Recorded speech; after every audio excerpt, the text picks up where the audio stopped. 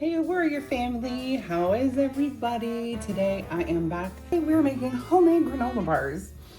These are the ingredients. Oh, hang on. I almost forgot. We're gonna add in some milk chocolate chips because they're open and I have them, so why not? But I'm making these for Mister for his lunches. So let's get going. You're gonna need about a heaping cup full of pitted dates. So we have to process these. So they're a little finer than those big chunks in there. So this will take about a minute. All right, when it balls up like that, like it's a dough, that's when it's ready. Next up is you can toast your oats and your almonds if you want, but I'm not this time. So you'll want, let's say roughly a cup and a half-ish of oats.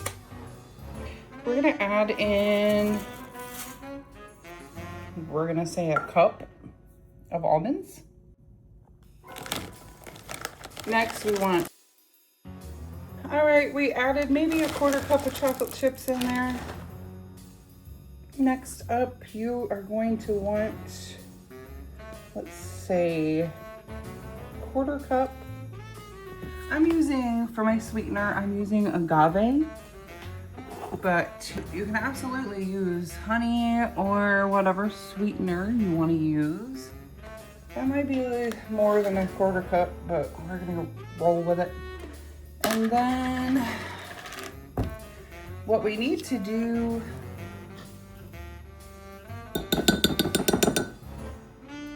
is we actually need, yeah, that agave was a little bit more than a quarter cup. Anyway, so we need roughly, I was gonna say a quarter cup also of the peanut butter, but that looks like a third, and the agave was probably a third also. So what you wanna do is you would need to warm this up. You can do it in a saucepan, but by all means, you can do it in the microwave. Just throw them together and only go at about 15-second intervals. So I'll be back. Now, I probably use too big of chocolate chips. The mini ones would probably work better. But at this point, there's the agave and the peanut butter all mixed up together.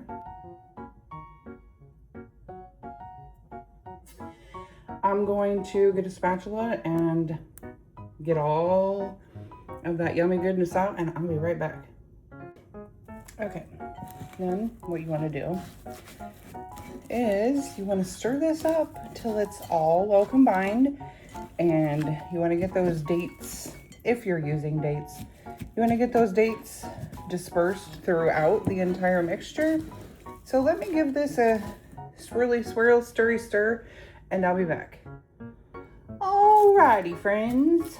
So the next thing I did was put plastic wrap in an 8x8,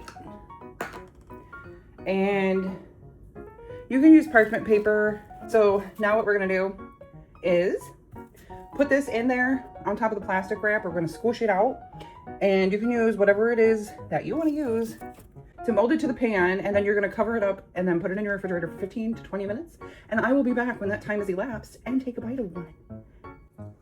All right, y'all, this is what it looks like before going into the refrigerator. You just wanna cover it with plastic wrap, stick it in the refrigerator so it can set up and harden for 20 minutes or so, and then I will be back for a taste test. Okay, it's been about a half an hour, so we're gonna cut these into 10 bars, I think. So I think I'm gonna take it out of the pan and do it. So I'm actually going to use my scraper.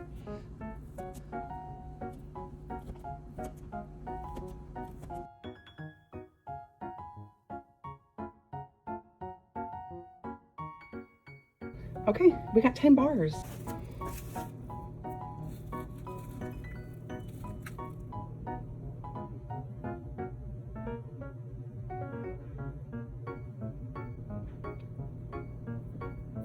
Here we go. Okay, first bite.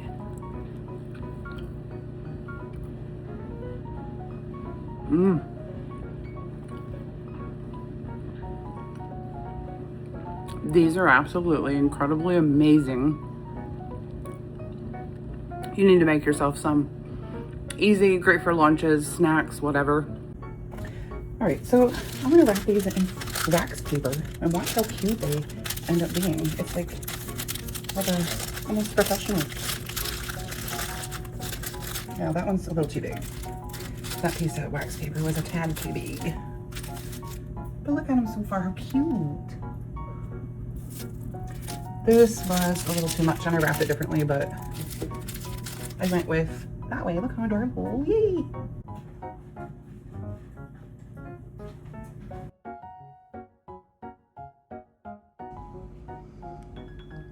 So they keep best in an airtight container. They are freezable, and in the refrigerator in an airtight container, they will last about.